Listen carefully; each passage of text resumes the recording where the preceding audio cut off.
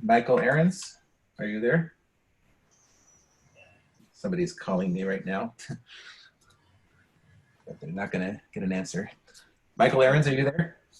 Mike is muted. Yeah, let me see if I can unmute him. How do you unmute me? Okay, there you go. I just want to get a verbal answer that you hear Peter Tam. Absent. Bridget Davila. Present. Present. Christine Godinez is absent. Amy O'Hare. Present. Maurice Rivers. Not at the moment.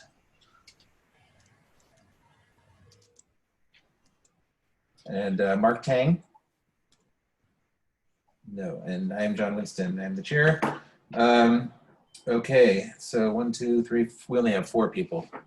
Hey, John, how do you unmute me? You have to unmute yourself. Oh, Yeah. oh, you can hear me? Yeah. Yeah, I can do it too, Mike, just so you know. I'm the host. I can do it as well. I Okay, Sue, thank you. Now, did it for you. Yeah, I can mute well, you back. if you want. good. I'm here screaming, yes, I'm here. Yes, I'm here. Thank you. Okay. I knew you were there. Hi, Bridget. Hi. Okay. So roll call, opening of the meeting. We have an approval of the minutes. We still have the May minutes were unapproved, although I noticed on the website that it is listed as minutes rather than unapproved minutes, but it's basically just a machine transcription of the audio, which is kind of illegible. And so we didn't approve it last meeting, and unless that's been fixed, I guess we're going to table it again. Well, John, Yes. I saw the first 6 pages and they look like okay minutes. It's just the rest of the audio summary that was very long, 84 pages. Did the first 6 pages meet your? I would move to approve the first 6 pages because they look like a summary. How does everybody else feel?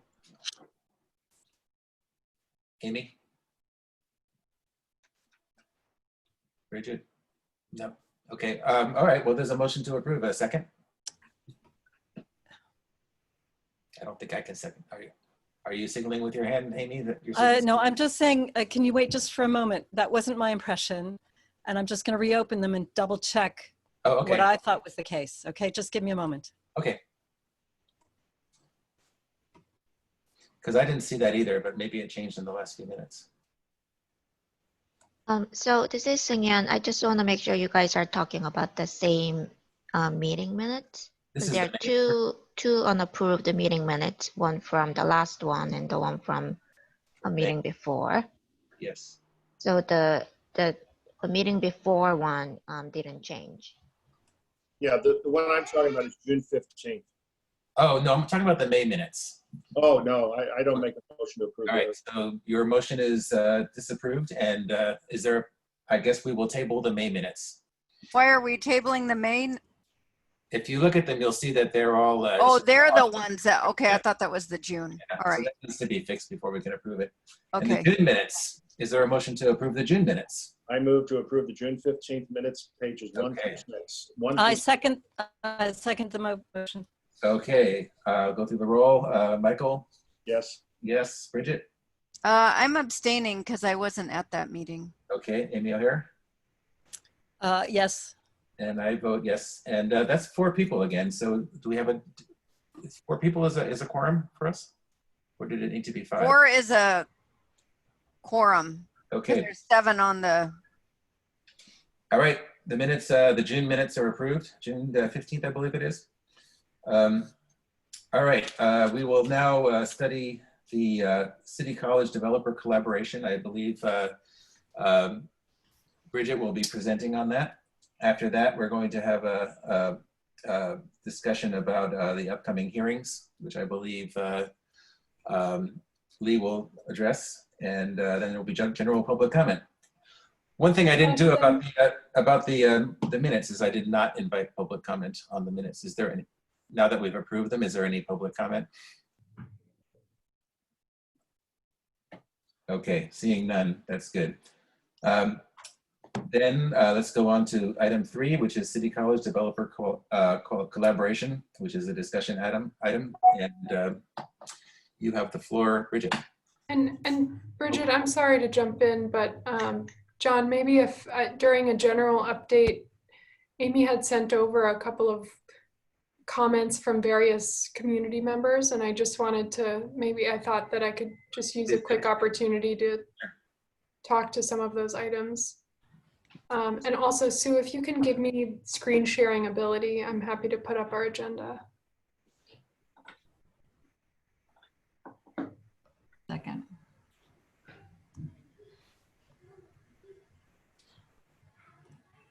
While you're getting ready, have there any other members of the committee appeared since the roll call? Okay. So is there going to be public comment on the individual items or only one public comment at the end? I think we go with individual items. That's our. Okay. Yeah. Okay. So did you take care of what you needed to? Leah was going to talk about the letters. I was just going to say, I know Amy nicely forwarded a couple of inquiries from various folks, and so I thought I could just address a couple of them. I know that one of the things that came in was a question as to whether City College issued a recent EIR addendum that happened in May. And some folks were wondering how that would affect the Balboa EIR and the Balboa project.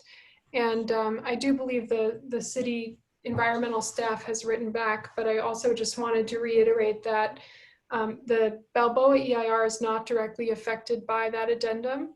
And in fact, the Balboa document itself is adequate and sufficiently covers all of the information that the college has put forth over time. And so I just wanted to make sure everyone knew that that has been adequately considered.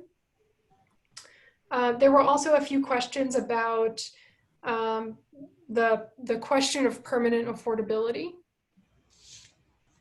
As you all know, as we talked about the development agreement, the the declaration of restrictions and the covenants that are required under the tax credit law allow for or require a 57-year term for the affordability in the affordable housing buildings. That's considered in real estate terms the life of the building.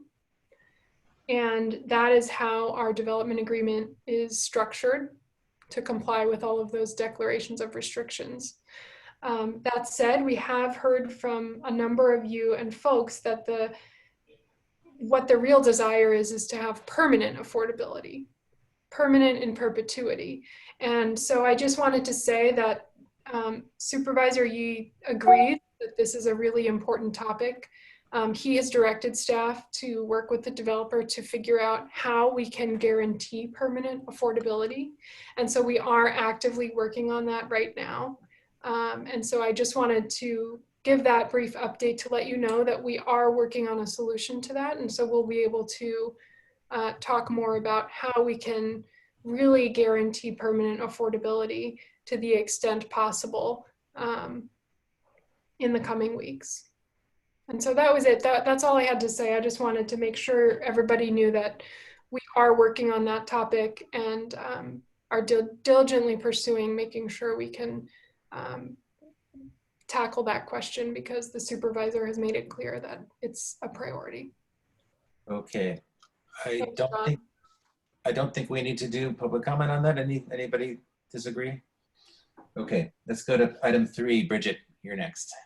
Okay. Thank you for that, Lee. It was, that was something I was concerned about too. And I know that Supervisor Yee's office is concerned about that. So I hope that puts many folks' fears at ease that they're trying to work out a solution.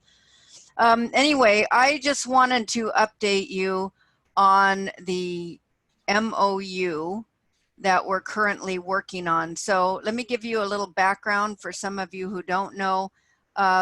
City College had a facilities master plan. There were several things that weren't exactly in line that were running differently. we managed to get that in line, but then it went off track about a year ago. And now what we're doing is we have an accelerated track to develop an MOU. Now, everybody can rest assured that the MOU relies primarily on our board resolution in 2016 and the requirements in there, and also in the CAC. Bridget, may I interrupt for 1 second? Yes. Just to let everybody know that you are the CAC member who represents City College and you sit on the Board of Trustees. Oh, yes, thank you. Go ahead. So anyway, where was I in that? Oh, so we have an accelerated team now developing the MOU. We pretty much scrapped the old one, and we have a new one. We have a draft of it, and we're meeting tomorrow again with staff. Some of you might know that City College has had a few disruptions this last year. Our former chancellor left. We had an interim chancellor, and now we have a chancellor for about a year. So we had to iron out a lot of these things as different staff left and try to figure out where we were with this. So this is what we're doing now. We got a lot of work done last week just with the facilities committee members. And then this week we're meeting with staff, and we're meeting with our new interim vice chancellor of facilities, Alberto Vasquez, and our new legal counsel. So we've had a number of new folks join us, and we're going to get them up to speed. Our goal is to have this done by the end of July. So we're meeting once or twice a week to be able to do this and then present it to the board and be able to have the board approve it. So we actually have support for the MOU going forward. To give you an idea about what it might include, and I can't encompass everything, but we did add language on the parking situation. So as most of you know, the wrong parking data was used in one of the presentations.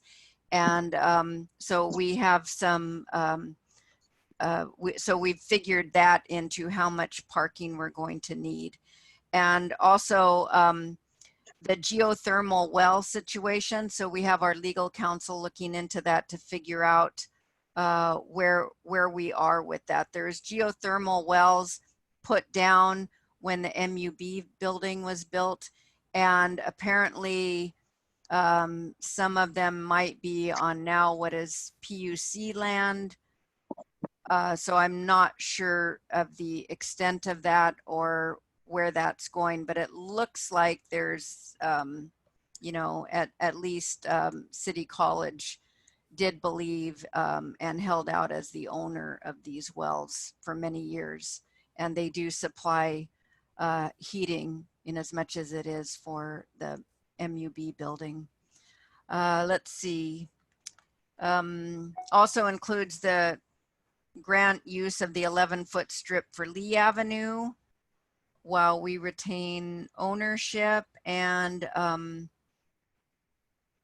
basically that. And some of the items that we're looking at are items from the actual CAC that we have. I really want to stick to the CAC that we've spent 5 long years on, to use that as guidance. And then also what we did many years ago in 2016, we weighed in on what we, City College, as stakeholders need to see as part of this development so that it won't interfere with our mission either. So that's about it right now. If this meeting had been on Thursday, I would have had a lot more for you because we're having another meeting tomorrow, but I can update you again next time with the completed MOU.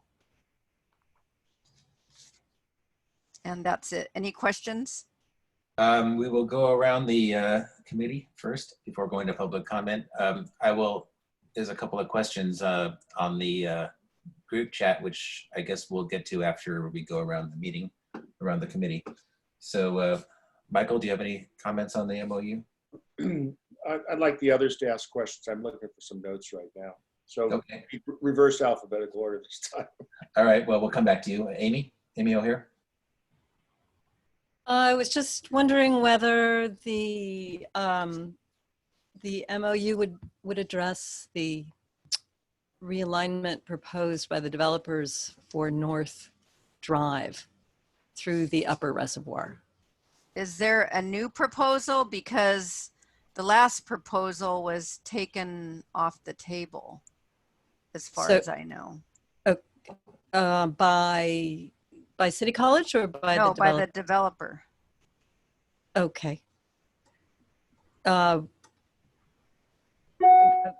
I guess I'm not up to speed with that. I didn't understand that to be the case. That was my understanding. Maybe we can check in with planning here to make sure, because that's who we talked to about this. And that Yeah, was, I'm happy to jump in. Okay. My understanding is that the easement agreement that needs to be amended, which deals with the 11 feet on Lee and the location of North Drive, allows for North Drive to be in either proposed location, as has been shown in all of our last couple of years of design development. And so we are waiting to hear back from the college as to whether that flexible location Okay.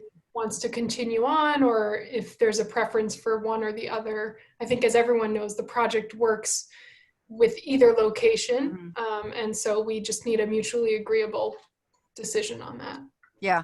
And I will add to that, that all we need is to figure out whether we have any problems with the new facilities that are going into that area, which side of the road, because I personally don't have any concern either way. I just want to see what works best for City College's facilities plans. Yeah, and this is Joe, just to chime in. We're still happy to build either alignment. I think we're confident that either of them work. So just happy to go with whatever the college prefers. Well, I I think hope you say that to all of the MOU. that I guess was my question. Are there plans on the college's part to express a preference at this point in the context of the MOU? Yes, in the MOU, we will express a preference. But what we're trying to do now is check in with facilities and see where the new STEAM building is going and the new Performing Arts Center is going, what would work best, what would cut the rest of the campus off, and other questions that we'd be asking. But we are willing to look at both. And as I said, I'm only here to do what's in the best interest of City College at this point. Okay, Michael Ahrens, did you have anything you wanted to Yes. looking at this? Yes, I do. I found my notes now. You mentioned that the parameters were the key things one of the key things you're looking at, Bridget. And I'm wondering if, as part of this negotiations with the developer, you're going to address the height limits, because I know Amy had that concern before. And is that a concern? Because the parameters clearly are being exceeded in the height limits of the development. I don't see the height limits on our list, but that doesn't mean that it won't come up tomorrow at our meeting. Okay, that's fair. One other thing on the list, I know a lot of the public has mentioned the shuttle to BART as being something important to the. That has been discussed at our last meeting, and will probably be at our next meeting. That's great. And the other thing is the parking. You addressed that, and I don't expect you to negotiate in the public forum, because that's you're protecting the interests of City College. But are you including in that analysis a couple of things? That is the cost of parking for students, because at the current time the development agreement talks about market price for paying for parking, and also that it is available not just to the public but mainly to the students of City College, because as it currently states, it's for all the public, not just City College. Is that going to be addressed as part of your negotiation? Well, all of our parking has to abide by the statewide ed code. So both of the things that you said would be included with this. And this is what we have an eye looking at that. So we can only charge so much. And we need to have a certain amount of parking for our students. Now, this is something if anybody wants to go to the state and change the ed code, but right now we're dealing with the law that exists right now. And the other question I have is parking for evening students. Is that going to be addressed too, you know, in the analysis? Parking for which E- students? For evening students. Evening students. No, but let me make a note of that right now, Okay. because I don't think we specifically said that. Okay. And also of concern to me for the benefit of City College was covering the period when there's going to be possibly simultaneous development on both the City College lot for the steam and the PEG and on the development. There may be a time when for safety purposes there's no parking. I assume that that is part of the parking analysis or parking for the few years that's going to be addressed, hopefully. That is something that is not in the MOU right now, I believe. I'll make a note of this though, because I'm not sure how much this will overlap. I think the Performing Arts Center and STEAM building can be built quite rapidly and will probably not overlap. Okay, and the last point that I would, I had in my notes that I wanted to talk at this meeting about is the TDM. Right now, the TDM, I think it's dated April of this year, proposed by the developer is quite vague and quite general. And especially in light of the lost mini lines, the lost transportation, it's very difficult, if not impossible, to proceed, I think, without getting the developer to commit to some of their TDM measures. So I would just suggest that as a point of reference for City College to protect the students and the staff. We have discussed how this is affecting us and how much of this we need to take into account, you know, how much of it's going to be permanent. So we're going to be discussing it, but I don't know how much we're going to be doing about this because it's so precarious in terms of we don't really know what's going to be happening and outside of the next 6 months. That's all I have, John. Okay. Thank you. The BART shuttle you just mentioned, are you considering a City College sponsored BART shuttle? Is that what we're talking about? What you guys are talking about?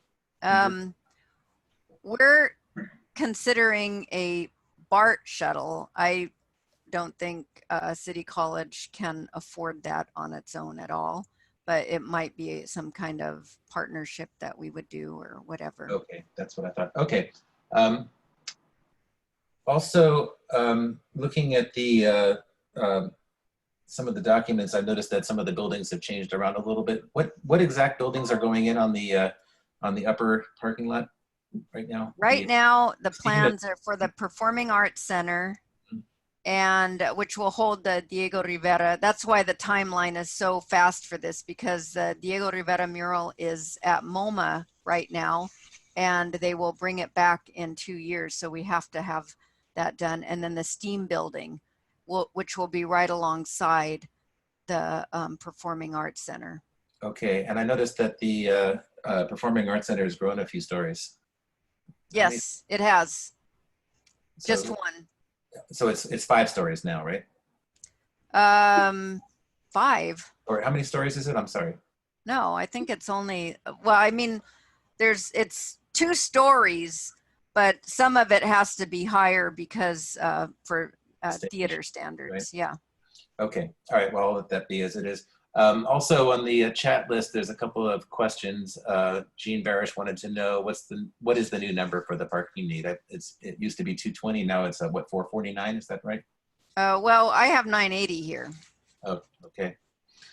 And there was another question. It got pulled off. I don't see it anymore. Simon Hansen, I'll let you just call in and make that comment, and comments I'll let you do in person. And okay, so we will now open this up to the public. That, I guess, who's in charge of that? Is that you, Susan? Yeah, that'll be me. Okay. Hey, John, I noticed that Mark Tang also is here. I don't know, Mark. Oh, Mark, did you have a comment? I'm sorry. No, sorry, I joined a little late. So I had you crossed out as absent. I just joined, so you're correct. I was absent, but I'm here now. Okay. We'll let the record show that you're here. All right. Susan, did you want to let people know how to make the call in? Sure. So just raise your hand. Oh, And I'm just trying to remember how to do that when you're on the phone. that's a question that Jennifer had. Yeah, I'll answer Jennifer's question. I'll look that up, Jennifer, and anybody else who's calling from the phone. I can't recall right now, so I'll get right back to you. But we'll start with Simon. Thank you.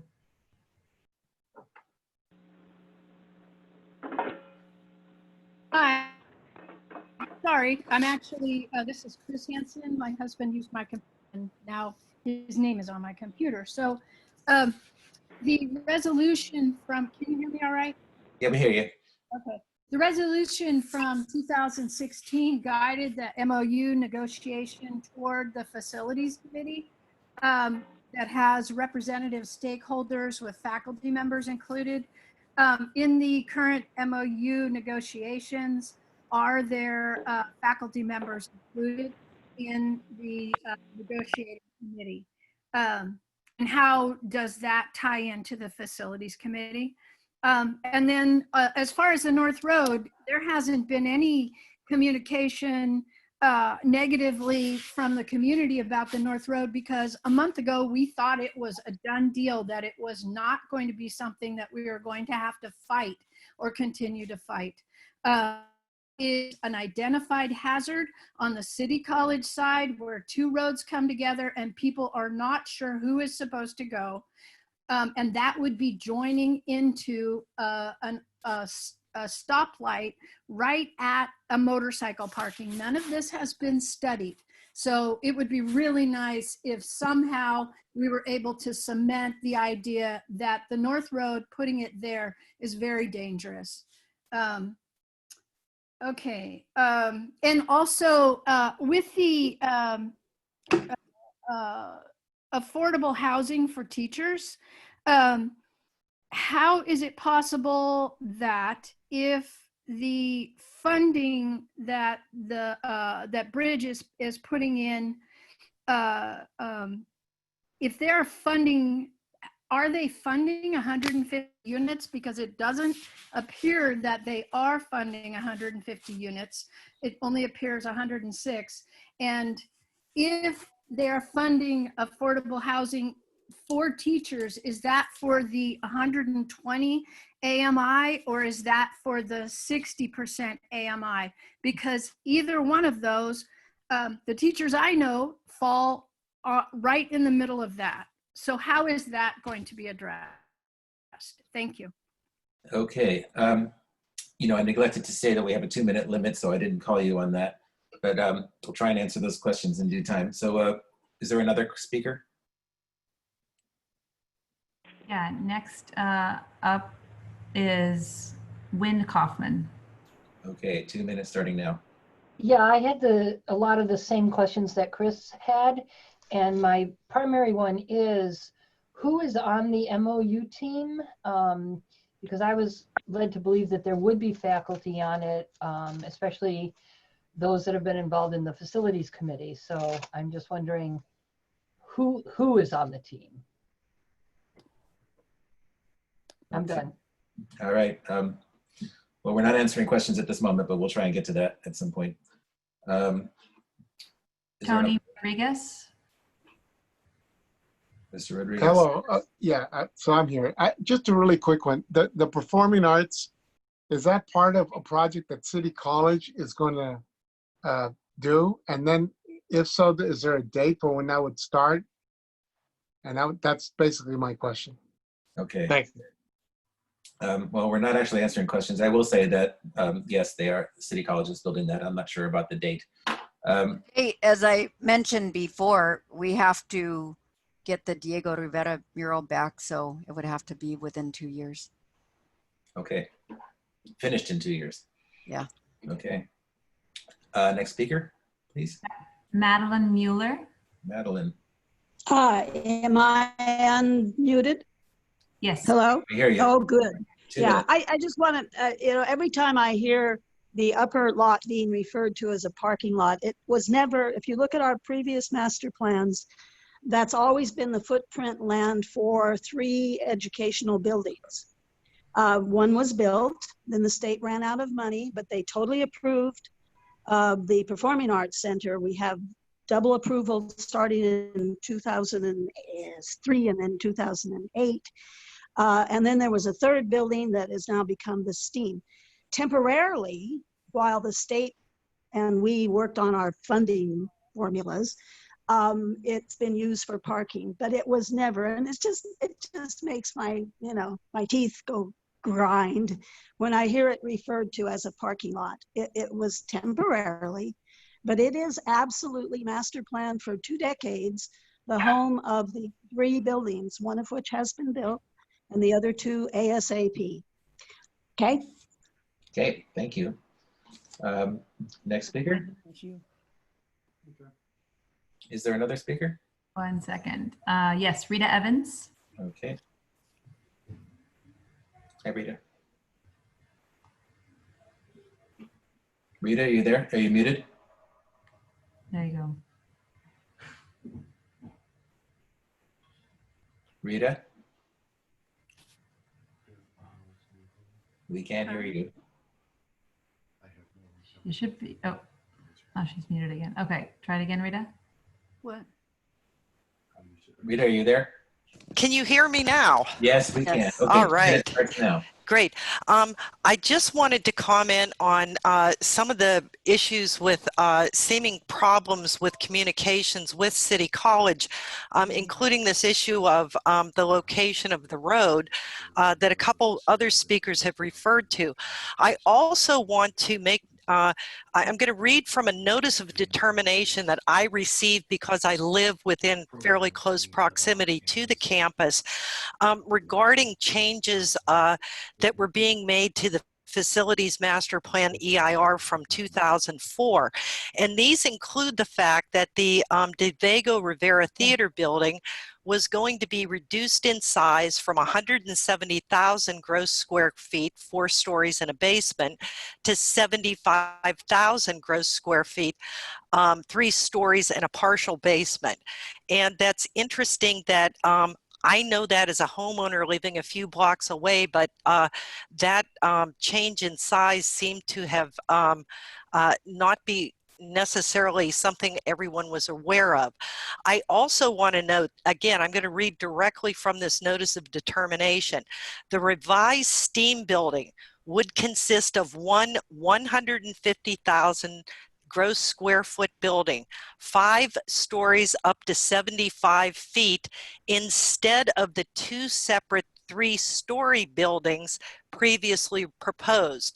And of course, it's those 2 buildings that we've been hearing about throughout this process of 3 stories, not a 5-story hulking building that has is going to be larger than the 2 3-story buildings in terms of its capacity. So I'd really hope that Brigitte is able to incorporate some of these points, be aware of some of these changes that have been made that we have been formally through the planning process been notified of. Thank you. All right. Yeah, thank you for reading that, because I remember reading that, but I hadn't seen it yet. I didn't have it in front of me. Well, that means they're going to take all the performing arts out, I bet. Room for the arts. Okay. Next speaker, please. Are we still on the Zoom callers for the speakers? Because we can. Yeah, we have a phone number ending in 594. Oh, the telephone callers. The telephone callers. Mm-hmm.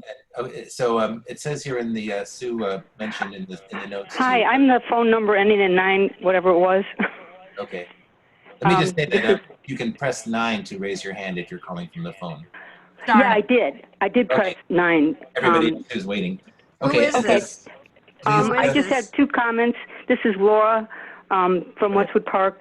One was I had heard that City College, because the price that was put out by the PUC was so low, that City College was actually considering, and there's some kind of legal protection, that they get a right to bid on the land because they can afford it. And the other question was, I didn't really have time to comment on that. I'm so glad people are talking about the permanent affordability. And I didn't like when the city said that we will do it to the extent possible. And I think for most people, the whole reason we've been doing this thing is because everybody's like, affordable housing, affordable housing, affordable housing. Well, if the affordable housing is going to time out, then what is the big hullabaloo? And that contract should actually say, if the land is taken away from affordable housing, it should revert back to the city, because that is the only reason the city's giving it up. That's it. Okay. Next speaker, please. Okay, the next speaker is Harry Bernstein. Harry Bernstein, you got 2 minutes. Okay, thank you. Yes, I'm not sure who's responsible for the MOU committee, but I'd like to urge that the student trustee and Professor Wynn Kaufman be included on it. I don't know if it's a legal issue or what, but that should happen. Just remind you that the BRCAC was promised on numerous occasions that the property would be sold for fair market value. This was heard in 2015, in 2016, and there were good reasons for it. It was for the benefit of the taxpayer and to fund the operations of the PUC. But what they have done since then is not only have a bargain basement 95% discount price, but also there's a provision asking the Board of Supervisors to waive the, I guess, an assessment to figure out what the value is. So that should not be allowed. So parking is another thing. It's in the agreement. 450 is a maximum allowed, but there's so many things that have happened since then. We know, for example, that Muni is maybe losing 40 of its lines, so the transit to the college will be much less, and the parking is going to be needed. Otherwise, how are people who don't live in Westwood Park or Sunnyside going to get there? I know there are bicycles, but that's, if you live in the Fort Mason area, that's not going to work. Also, the person who said the affordable housing should revert back to the city, I think that's a brilliant idea, because both the city and the state are providing the lion's share of the money for this project. Okay. Is there another speaker? Yeah, next up is Stephen Martin Pinto. Go ahead, Stephen, 2 minutes. Yeah, I just want to echo the concerns of the land being sold for far below market value. To me, that's a huge concern.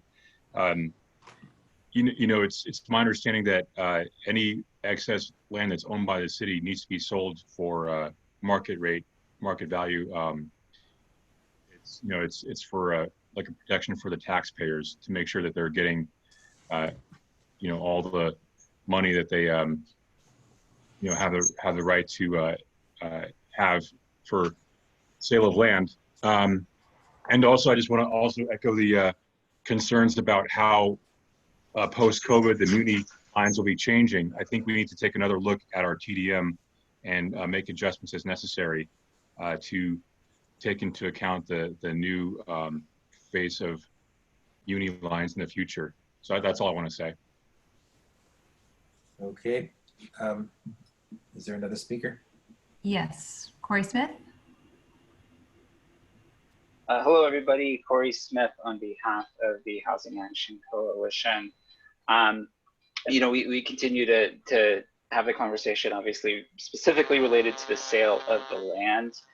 When we, first really started to get involved in this project 5 years ago, we put out a comparable analysis to other, significant housing proposals right next to public transit, and it was our conclusion that this site could really do a lot more than 1,100 units, and some people were pushing upwards of 6,000, which I admit is probably a little much and was probably done to be provocative more than anything else. But if the desire is to increase the sale of the land paid for by the private developers, one of the ways that would most logically allow us to do that is to significantly increase the amount of housing. And so if the desire is to make the sale price go up, we think that that would be the best way to make that happen. Thank you. Okay, next speaker, if there is one. So I don't see one, but I know Jennifer, you had asked. So if you want to just go ahead and speak, if you weren't able to raise your hand, just if you want to be able to comment now. This is Jennifer. Can you hear me? Yes, we hear you. Great. I did press *9, but I guess that didn't work. So I just want to say during this pandemic, City College provides a lifeline for residents who've lost their jobs and their careers, in many cases permanently. And in addition to providing students an opportunity for higher education, City College has always provided courses that have allowed residents to retrain for new careers. And this need is more important than ever as our jobs are lost, many that will likely never return. So during the simultaneous development of City College and the Balboa Reservoir, access by students is going to be severely impacted. So we need to take that into account. And I'm asking that any MOU include a plan to synchronize the development of the City College Diego Rivera Theater with the simultaneous development of the Balboa Reservoir. Construction trucks are expected in and out of the Balboa Reservoir for every 2 to 3 minutes for months on end, from 9 a.m. to 4 p.m. We've been saying this. I want to know how both parties or all parties plan to coordinate both developments in order to meet both student needs as well as the Diego Rivera Theater time constraints. Thank you. So I don't have any more hands raised, but I just wanted to make sure, because it sounds like there was some challenge to be able to raise your hand if you're calling, especially if you're calling in. So I just wanted to, if anybody has any more comments, go ahead and just speak now.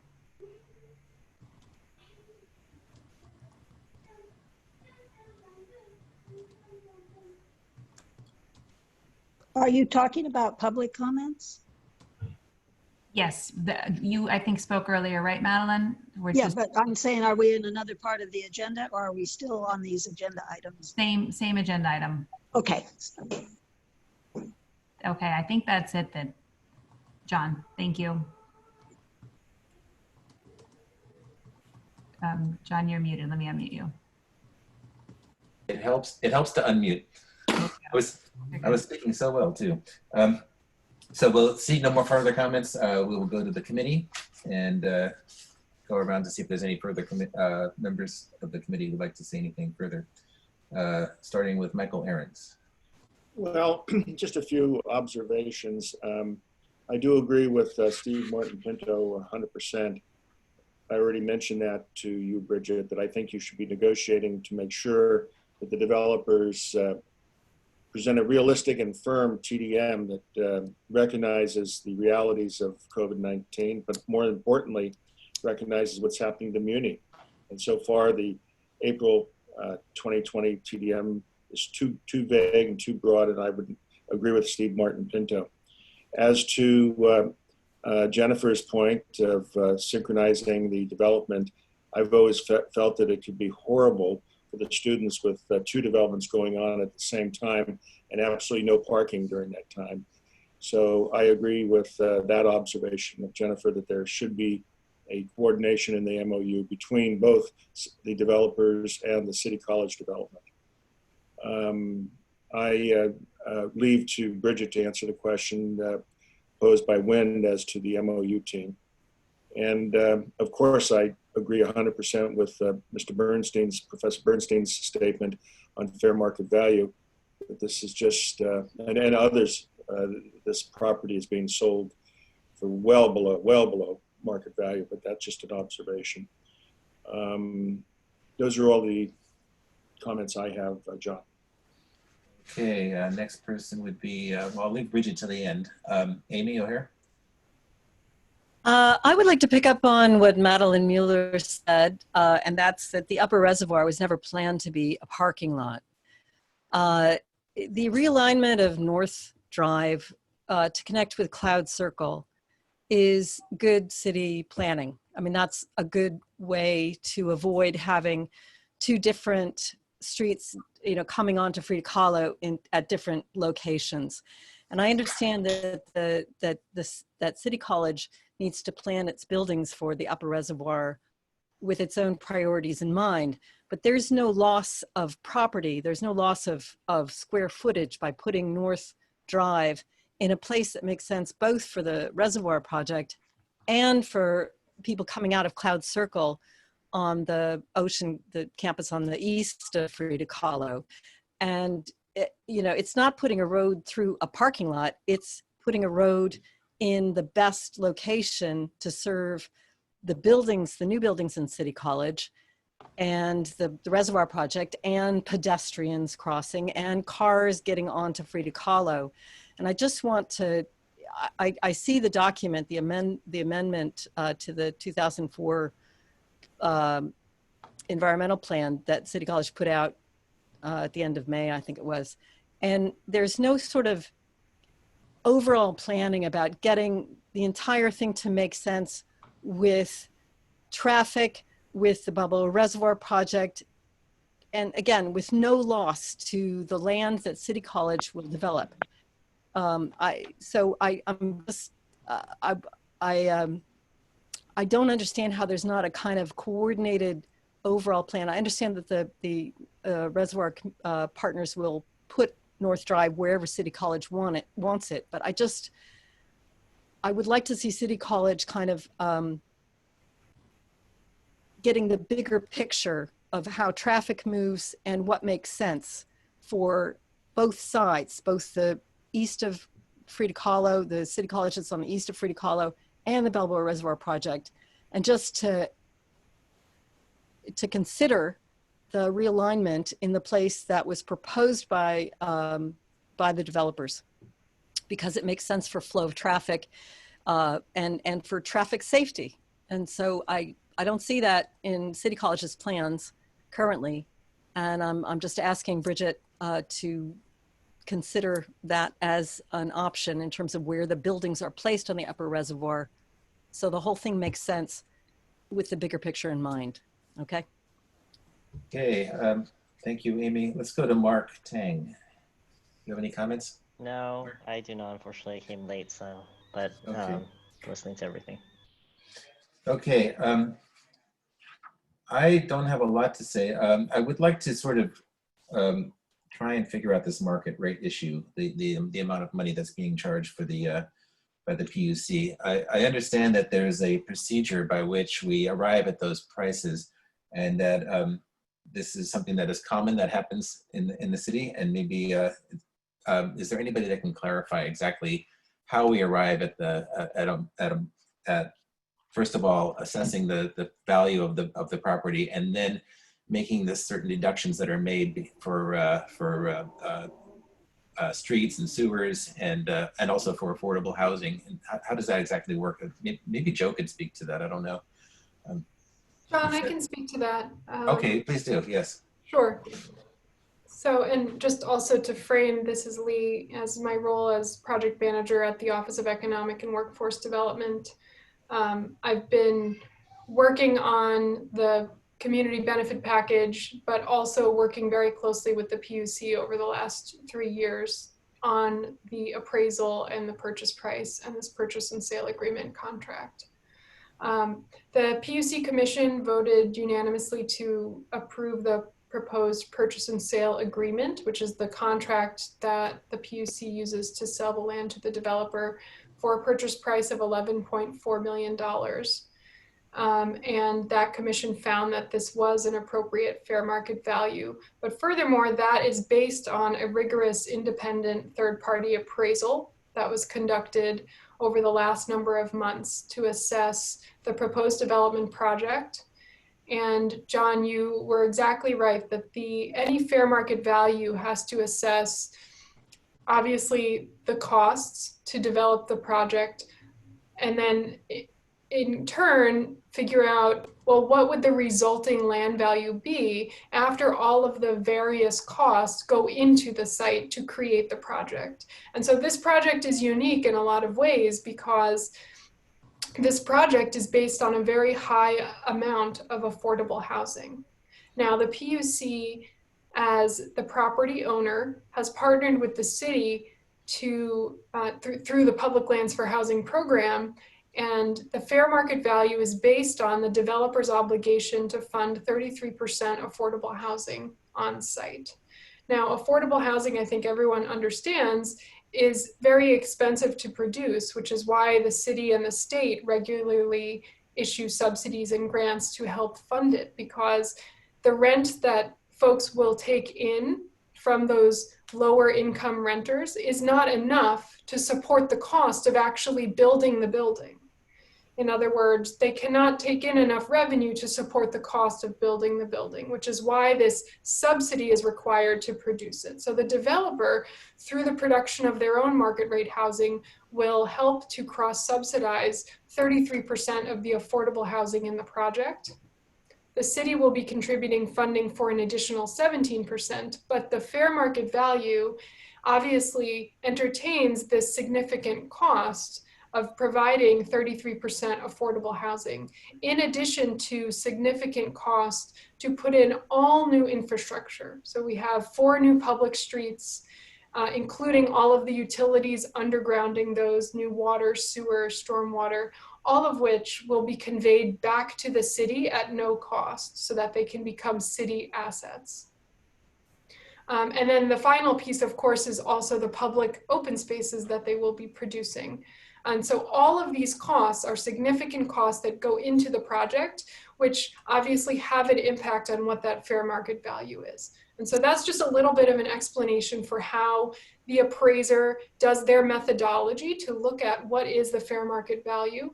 And just also confirming that that purchase and sale agreement is based on an appraisal, which looks at all of those things. So that's the process that we have gone through for the last number of years to assess the fair market value. And the SFPUC Commission endorsed that in their approval last month. Okay, thank you. Thank you for that. That's really made things a lot clearer for me, at least. Also, somebody mentioned, maybe it was Harry, I'm not sure, who that we need to redo the TDM to encompass the new landscape based on COVID. And I just want to remind people that this project won't be done for a few years. And boy, if COVID is still a problem in 5 years, we really are screwed. And you know, I assume that there will be a vaccine, and I assume that there will be a different landscape as far as COVID goes. Even if there were, the students at City College would be taking their classes online. So I don't think they would be worried too much about parking, but that's not to say that the TDM could use a little work. I do think that there are some more measures, some additional measures that could be added, maybe subsidized fast passes, for instance, for the residents, or for some of the affordable units at least, things along those lines. But anyway, that is not really part of the City College. It doesn't really fall under the purview. So I guess, Bridget, would you like to follow up on all of those questions and maybe add whatever you want to add to that? Okay. I did take notes, but if I left anybody out, let me know. So regarding Amy O'Hare's question about the upper reservoir, planning with, I think you were asking about the planning with the development of the 2 buildings there with the construction that would be going on. Is that your question? Or did I write that down wrong? Okay. That's what I'm just saying, is that currently the plans in the addendum that was mentioned earlier shows the 2 buildings going in with North Drive, at least on the upper reservoir, continuing to be right next to Reardon. Oh, yes. I know you had that one. I thought you had another question too. Oh. Okay. So regarding that, I think we are in agreement on that, because this is what I want to look into. What best serves City College's purpose? So where should the road go to best serve City College's needs? Is that what you were asking? Well, I guess what I'm trying to do is to urge you to also have the larger picture in mind, which is traffic flow on Yes, Frida absolutely. Kahlo. Yeah. Okay, and also, indeed, ultimately, to some degree, the people who live and use the Balboa Reservoir project. Mm-hmm.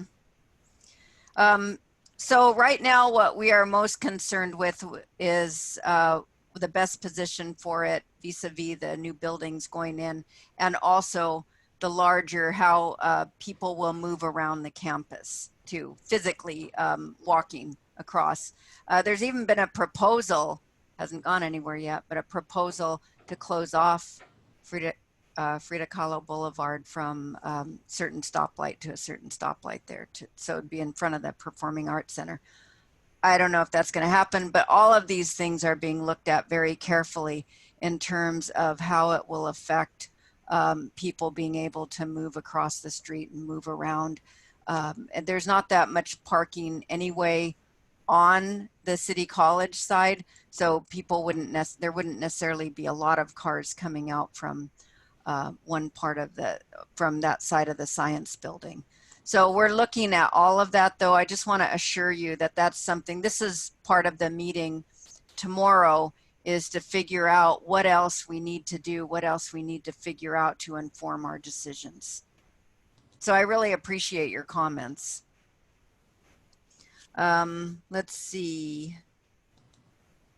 Michael Ahrens, I think, was concerned also about the what Harry Bernstein said about the parking. And as I mentioned, I think the wrong statistics were used when we figured we're going to need about 980 units of parking, and that's what we're figuring out from there. The other question you had is, I think, more towards the SFPUC allowing the sale of 17 plus acres in the most, I think it's the most expensive city in the world. Maybe Tokyo's a little more expensive, for $11+ million. So that's not anything my board can answer. That would be something that the SFPUC, and I think Lee from Workforce Development tried to answer that as well. And I think that's most of, so John, you had some questions about this also, and about the number of units going in there that I see. I'm trying to read my writing here now. That wasn't me, but. Oh, okay. Was there somebody else who had a question about the number of, someone had a question, was it Wind, about the number of units that would be allocated towards City College staff and teachers, and how would they be? How is that working? How does that? I don't exactly remember the exact question.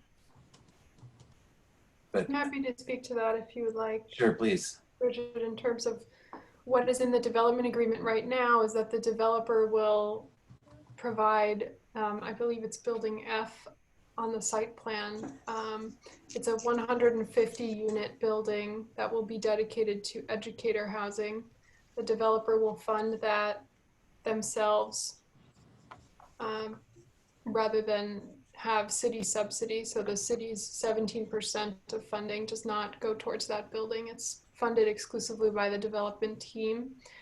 It's 150 units of affordable housing designated for educators. That's both faculty and staff, with the first preference to City College. So City College will have the first opportunity to put forth qualified applicants to fill those 150 units.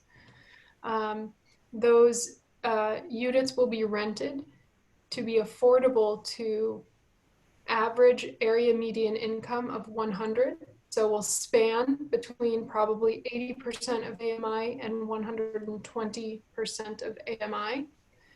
A market study will be performed much closer to when the building is actually being built. But the 80 to 120 is consistent with the college's recent analysis of faculty and staff salary that they published last year related to their need. It is also consistent with the legislation the board passed last year, which aimed to construct educator housing. The 100 of AMI is about the average AMI that educator families would be able to afford in terms of affordable educator housing. Okay. So was there more from? no, I'll just say, yeah, that's what's in the developer agreement now. I feel that we are going to need more faculty housing, especially as we diversify our faculty. And a lot of that faculty do not have the same access to wealth that other faculty have. And so we're looking at, if we want to diversify faculty, we're absolutely going to need to provide housing. So anyway, that's pretty much it. I hope I answered most of your questions. I'd be happy to do an update next time we meet. We'll have a lot more then. Your meeting is tomorrow. The Board of Trustees will meet Yes, tomorrow. not the Board of Trustees, not the Board of Trustees. This is just the MOU. Oh, the MOU, is that going to be a public meeting that we can attend? I think there's public comment on it. That's what we had last time, was public comment. Is there a website we can go to find the link? What I will do is I will have the Chancellor's Chief of Staff send that out, and then we can put that on, maybe we can put that on the Planning Commission site. Would that be helpful to do? We can, I'm not sure, but we'll, I guess ultimately it's up to each of us to find out how to attend that meeting, but if there's any way we can make it easily. Well, I know it's on the City College site, so. Okay. But I will make sure that everybody on the CAC gets it, and then you can post that as well. Okay, and the meeting is called the MOU Committee? Yeah, MOU meeting, yeah. Okay. So, I think one or two of the public asked who is on this MOU committee. so preliminarily, I met with John Rizzo, my fellow trustee on the board, and then the new student trustee. So we met together and discussed this, looked at the old document, looked at the CAC, and looked at the board resolution, and started putting this together. We did feel we needed some expert information from our legal counsel and also from the new interim vice chancellor of facilities. And so we're going to be meeting with them. I'm not sure if the chancellor's going to be in on that meeting too, but I don't know if there's any faculty. I didn't see any faculty on the list, and there wasn't. I think when we pulled the meeting together, it was to be expeditious about getting this done, since so much of it was left off the table last year. Thank you, Bridget. Mm-hmm. And this MOU is expected to be done before the Board of Supervisors, before the Land Use Committee hearing that's coming up this month. Yes. Okay, great. Is there anything else on this item? All right, seeing that, none, I will move forward to item number 4, the upcoming public hearing schedule. This is, I guess Lee will be speaking on that, right? Thanks, John. Okay. Yep. I just wanted to, as we've done in the past number of meetings, since we are going through the public hearing process, I wanted to just review the upcoming schedule and make sure everybody is aware of the dates that have been calendared and what items the committees will be hearing, so that everyone has that clear in their minds. So you can see here on this slide, we have agendized the Balboa project at 2 Board of Supervisors committees, and they will be hearing the items later this month. The Land Use and Transportation Committee on July 27th, the Budget and Finance Committee on July 29th. After those committees hear the project, both committees will refer the documents to the full board, which obviously would hear that after the committees hear the items. A CEQA appeal has been filed, so the full board will act on the CEQA appeal before they act on any of the other items. And then the board will consider the legislation in a first reading and then a second reading as required. So just wanted to show you and list out the actual pieces of legislation. And I'll post this presentation to the website as well so folks can download it. So the Land Use and Transportation Committee on July 27th will be considering 2 ordinances, the Special Use District Ordinance and the General Plan Amendment Ordinance.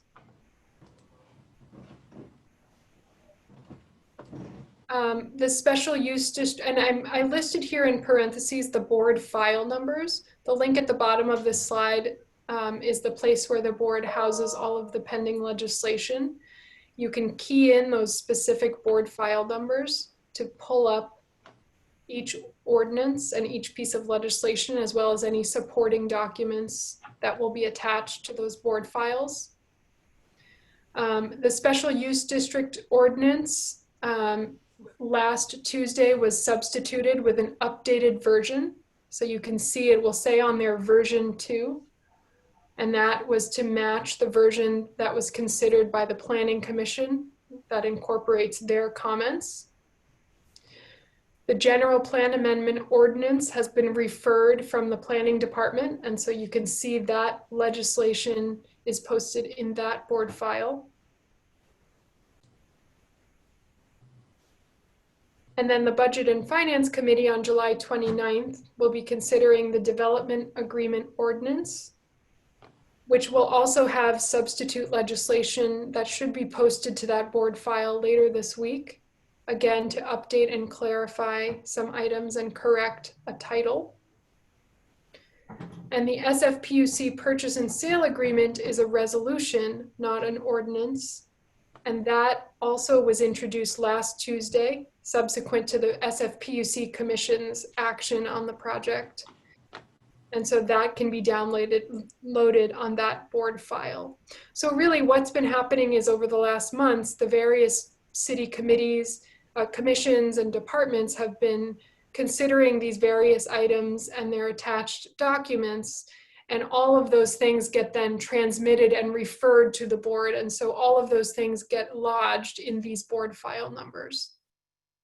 So again, the development agreement and the special use district will have substitute legislation that you can find on those board file numbers to update them to be compliant with the most recent recommendations from those boards. The General Plan Amendment Ordinance is also posted, as well as the Purchase and Sale Agreement Resolution. All of those various 4 board files have various attachments that go with them. So for example, the Development Agreement Ordinance itself is not the actual big development agreement that you have all seen. It's an ordinance that supports the actual contract. The SFPUC Purchase and Sale Resolution is a resolution that supports the purchase and sale contract. So all of that backup is posted.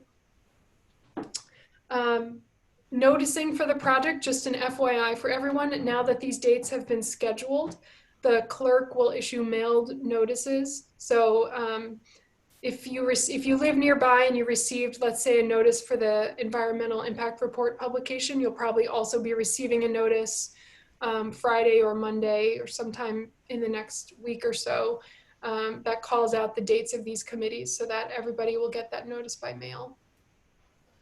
The board committees will consider these. They will take public comment at each of these hearings. There will be a brief presentation, discussion by the supervisors, and then those pieces of legislation would be referred to the full board.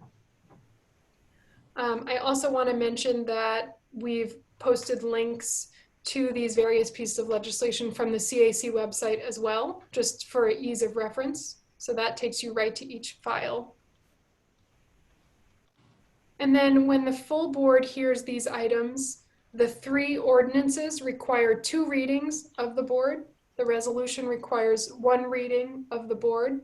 We do anticipate that all of these documents will be bundled together in the same hearing. So it's not as though we're going to have, many different hearings for each of these various pieces of legislation. They will be bundled together, so they will be considered by the full board at one meeting where they will consider the CEQA appeal and then likely consider all of the ordinances and resolution, and then have a subsequent reading for a second reading for the ordinances that require a second reading. So when that CEQA appeal is calendared, we will have more information about the dates, but obviously would be in August after these committees happen.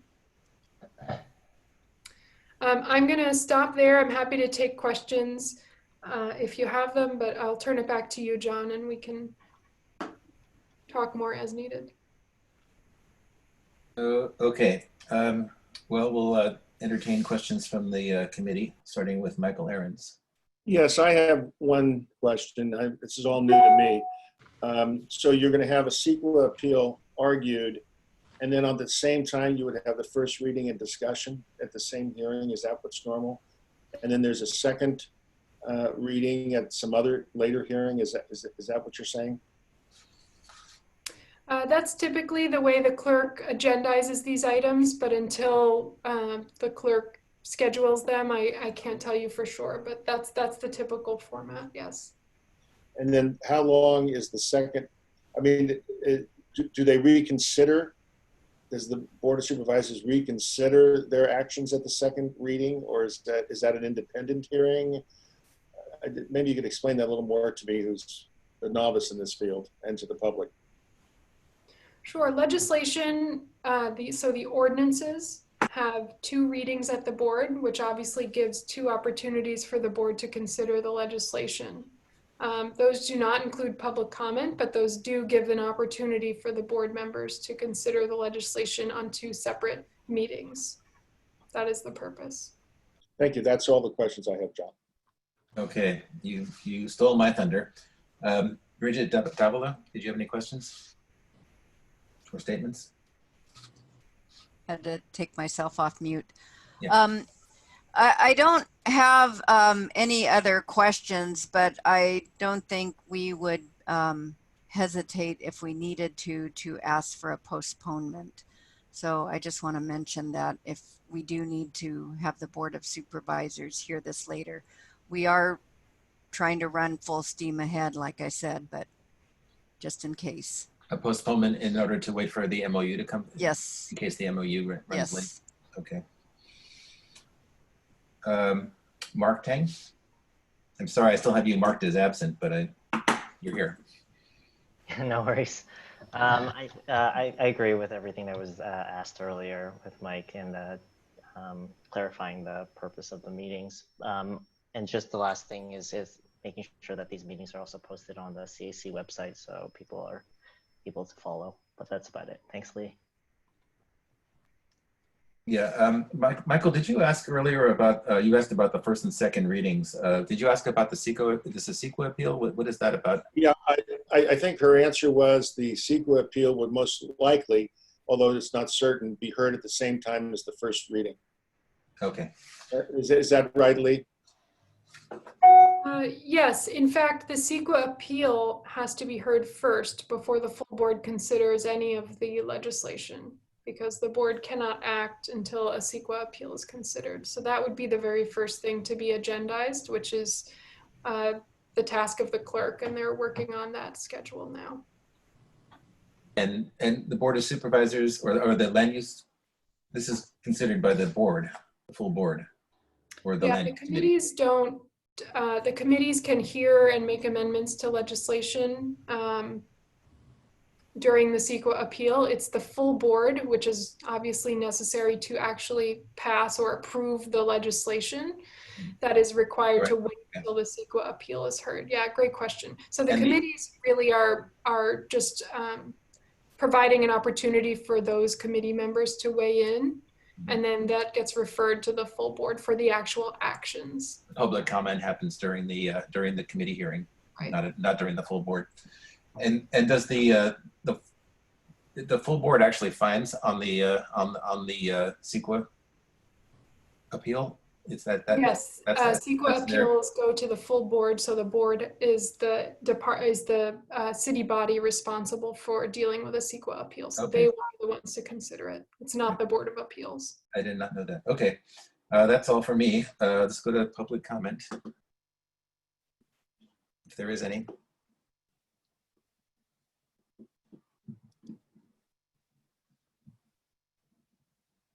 Susan, is there anybody waiting to speak? Sorry. Yes, 1 second. Oh, I thought I saw a hand raised. Oh, there it is. Harry Bernstein. Can you hear me? Yes, 2 minutes starts now. Okay. So my question is regarding the full board hearing, if the proposals get through both of the committees. So under what circumstances are public comments ever allowed at the full board meetings? I've heard one condition was that if the legislation has substantially changed from the time it was introduced, maybe through the committee hearings, then under that circumstance, it's possible for the board to take public comments. But I also want to find out, this is a rumor, I think, if one or more Board of Supervisors members make the request that public be allowed to comment, is that a valid situation or is that just rumor? Maybe someone can report that either today or at a future meeting. Thank you. Okay. I took a note of that. Okay, next speaker, please. Madeline Mueller. Yeah, and I know, you don't answer questions, but I'm just, somebody might clarify that I'm hearing now for the first time that ordinances take a second reading, but at least one of those items on the budget committee, I guess it was, is not an ordinance, the sale.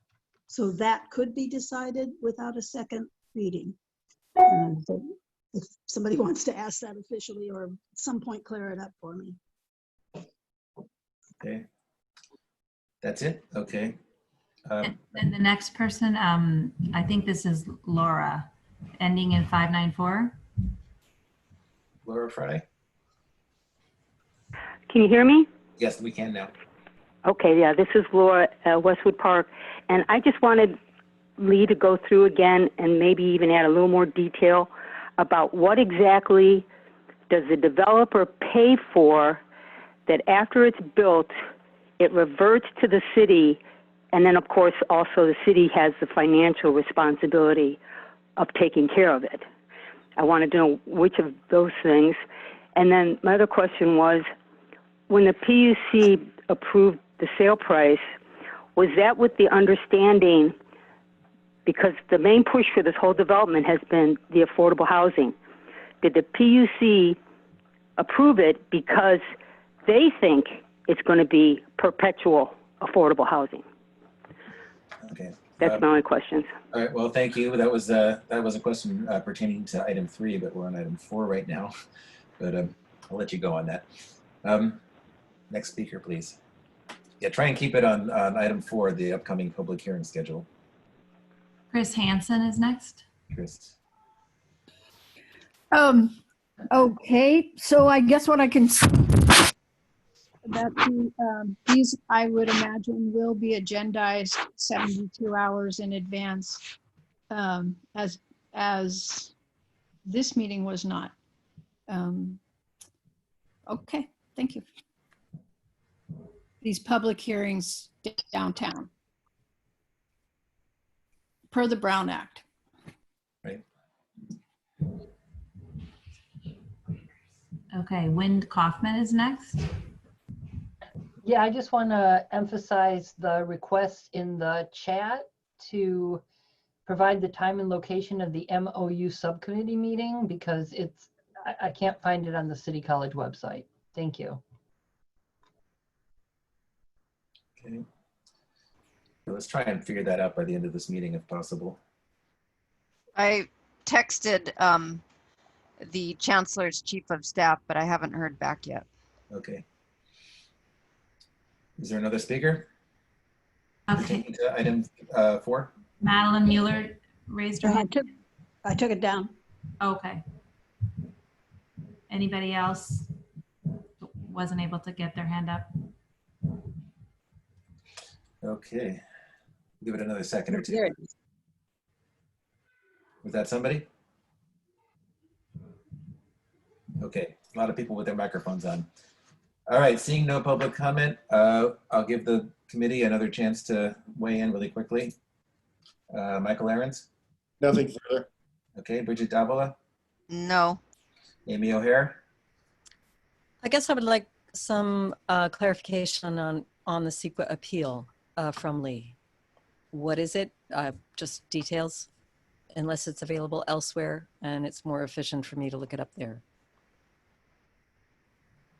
Amy, that's a great question. I have to get back to you as to what materials get posted publicly and when. Maybe Sue, you can jump in on that. But Yeah, I don't have the answer either, but I was going to say we can definitely get back to you and make sure that any materials that are up are linked, and we'll send them out to the CAC as well. yeah, essentially, you know, the Planning Commission at their adoption hearing in the end of May, the first act they took was to certify the environmental impact report as an adequate, substantial document. Our city code allows for that decision to be appealed. So an appeal has been filed that says that no, the EIR was not adequate. And so that is the question put forth to the Board of Supervisors. They then are the next body to consider whether that document is substantial and adequate. So that's the appeal that they will consider. So I believe generally there's a presentation by the appellant and then a presentation by the city's environmental team, and the board then considers that appeal. But that's public. That's a public. It's a public hearing process. Done at the full board, yes. But the appeal itself is a public document, a public. I mean, I just don't know what form it takes, so that's why I'm asking. Yeah, again, I have to just double check with our environmental planning and city attorney team, because I know the appeal gets filed directly with the board, and I'm not totally sure, you know, the process for disclosing that and when those things happen. Sorry, I can find out though, and I will let you know. Okay, thank you. I look forward to being able to have a look at that. Thank you. Mark Tang, any comments?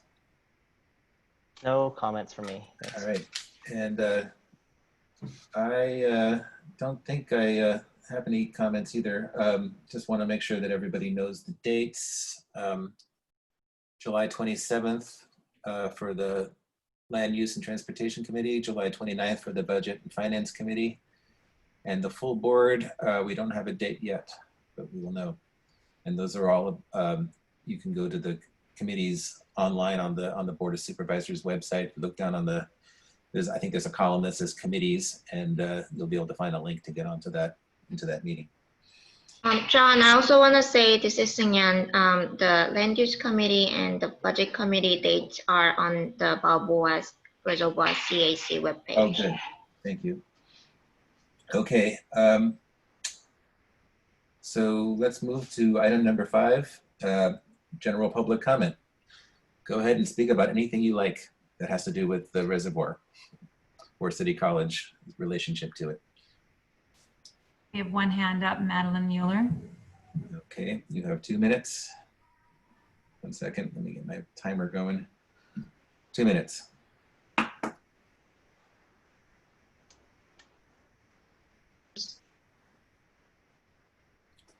Madeline, are you there? Are you muted? Unmuted now. Okay, all right. Now Okay. I will start the 2 minutes again. Yeah, I expected this to be public, and I only jumped in now because people are asking for the appeal to the EIR. And I was going to talk about that a little bit, but I don't think I have to, because there will be a press release out very soon. It's public. It's a public document, and Attorney Stuart Flashman will give the appeal in front of the board. And it's on behalf of myself and a few other folks. And it's quite detailed, and I really encourage everyone to read it. And although it is an appeal by definition on an existing EIR, that seems, and it's true, we have at least 6 months. John said, he's quite correct. What is the future? And so much of it seems obsolete that it just seems like it's time to take a little breather and spend a little time until we maybe see how we're going to come out of this pandemic, which is absolutely, unprecedented. You all know that. I'm not saying anything you don't know. But it just seems part of the problem with it right now is it doesn't address a reality as we know it, one way or the other. And so we are going to really add in the press release that let's take some time and do it right, and maybe get everything we want, but in maybe a new world, but maybe not. Who knows? So I'll try to get that information as soon as the press release is ready, which I think will be tomorrow. I'll get that all out to you too, but definitely it should come through everybody at this point. Thank you. Okay. Anybody else? Laura Fry. Are you muted, Laura?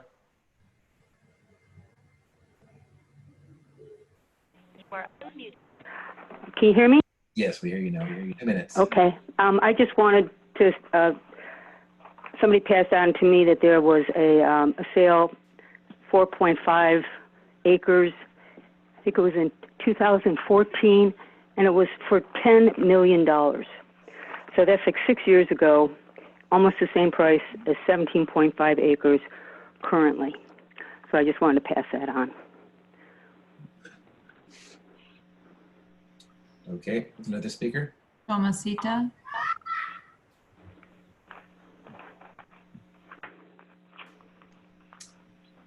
Tomasita, are you there? Are you muted?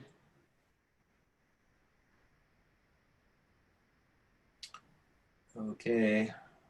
Hello. Oh, there you are, just in time.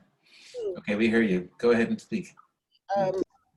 I don't think it is fair for this project to be proceeding when we have to meet virtually and we can't come in person, and all of these meetings are happening in ways that it's just not an open process and it's being rushed. And obviously we feel that any housing should be built, should be 100% affordable. And we'd like to remind the developers that there's thousands of market rate units that are languishing empty in Mission Bay, and that things have changed with the pandemic, and the pandemic doesn't look like it's going anywhere.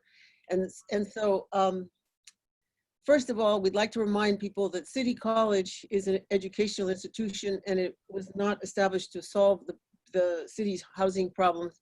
And yes, it's very cruel of the developers to ignore the needs of our students to have access to their education. That's just ruthless and cruel.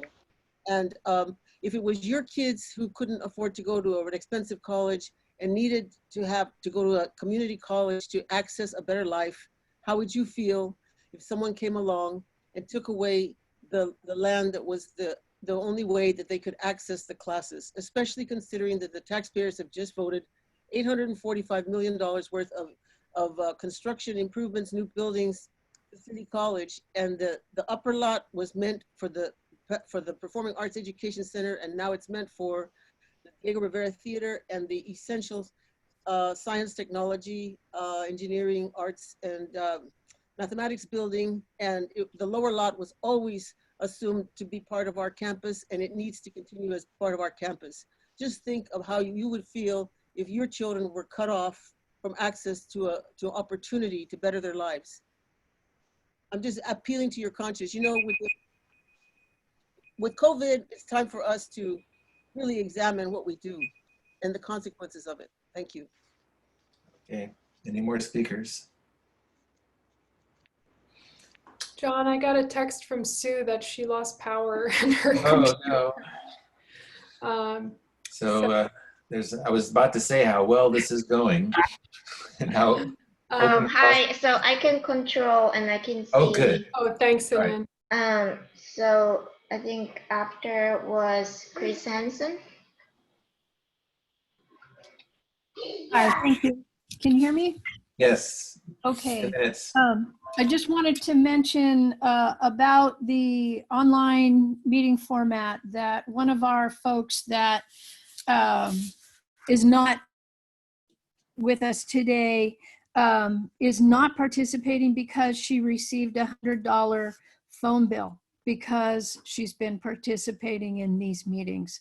So it's hardship for people, for some people, not for everybody. For me, it's not. I mean, so bad. But for some people, this is a hardship. And then I had a question, and I don't know if it's too late to ask this. What percentage of the infrastructure funding is going to actually be paid for by grant money as opposed to straight out of pocket? Thank you.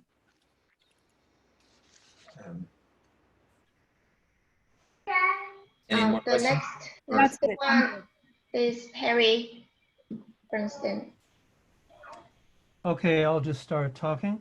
Two things. So people talked earlier about there was an appraisal that justified the low sale price for the land, that was a private appraisal commissioned by the PUC. And according to Michael Ahrens from the BRCAC, that was not released. I think it should be released, and I would like to ask Lee when that is going to be possible, or will it happen? Another thing is, we've talked about the PUC hearing. Ms. Russell and Ms. Lutensky both said that the obligations under the state surplus land statute had been satisfied by February of 2016. Of course, they made a mistake. It was actually February of 2017. But there was a statement that from Ms. Russell, we gave notice to all public agencies in 2016. City College sat on the request on the panel that judged the request for qualifications and the request for proposals. It also observed the voting when it was awarded this development. City College had full notice of this project and the opportunity to bid. And I've asked for, and I think the public would appreciate the information of where this opportunity came from. Also, it should have been a written opportunity for City College to buy the land. Thank you. Any more comments? I don't see any more hands. Okay. It's 594. Did you get that phone number? I thought that was Laura. Thank you. Yeah, I already talked. I'm done. Okay. We'll check back in a minute. If you're still trying to get through, go ahead. But I will say about that one person who paid a $90 phone bill, she was reimbursed. And if you look at if you looked at the website back then, she didn't have access to the computers, to the internet, so she was not able to see that it would cost money. But now that cost has been waived now that the city is running these Zoom calls rather than someone else, the developer, I believe, was running the old ones. So she's been reimbursed. Nobody's ended up paying out of pocket for their phone calls. And sorry for that inconvenience, but it's not a problem anymore. You don't pay for your phone calls into public comment now if you call over the phone. Are there any more comments from the public? Going once, going twice, seeing none. I think it's time to close the meeting. I don't think we need a motion to close the meeting, but thank you to everybody, to people on the staff, everybody who came. Excuse me? John, I have nothing further to add, but there was questions. I don't know if either Lee or anybody else wants to answer any of those questions. Maybe we should give an opportunity to either the developers. Well, Brad was asking about the MOU committee time and location. And there have been several plus ones on that, but we're still waiting for a word back from Bridget's text. So you haven't heard from? No. Yeah. So all I can say is keep an eye on the website, and maybe we'll be able to post something on the planning department website, on the Balboa Reservoir CAC website. But I'm going to be poking around and looking around, and I will. There were other questions during the last session. Did you address them? I'm sorry? There were several questions that were just raised. Yeah, I agree with that. I don't know if there's any answers, but there are several questions answered by at least 4 members of the public during general public comment. And I was just wondering if anybody that's on the Lee or anybody else has any answers to those various questions. Maybe they don't have any answers. Sure, Mike, do you want to highlight the ones that Well, you'd like me to address? Harry asked about the release of the appraisal. There's some comment about the value of the land, and there were questions about whether the developer is funding some of the infrastructure from the public money. I took it very quickly. I hate to repeat the questions, but that's my notes of those questions. Sure. So I explained the methodology for the purchase price, or the sale price rather, that's embodied in the SFPUC resolution. The question about infrastructure, yes, the developer's obligated to fund the infrastructure, the open spaces, as well as what will become the new public utilities. So I know somebody asked about that. The roads that are shown on the site plan, there's sort of 3 roads that go through the development project, and then the new Lee Avenue. All of those roads would be constructed as an obligation that the developer will take on, and those would then be conveyed back to the city along with the utilities underlying them. And then the question about the appraisal, that is a document that the SFPUC has commissioned. It is their own document, and it informed the SFPUC Commission's decision and the final purchase and sale contract. And I know, just to add, I did ask for a copy of it previously and was told that under the law, they don't have to release it by you. So that's the answer, I think. Is that correct? Yeah, it's an SFPUC document that they commissioned to inform their sale price. It's part of city policy to commission a third-party appraisal on any sort of real estate transaction. Thank you. Any more questions, comments? Anybody on the committee? Okay, then with that, I will close the meeting. I move to adjourn.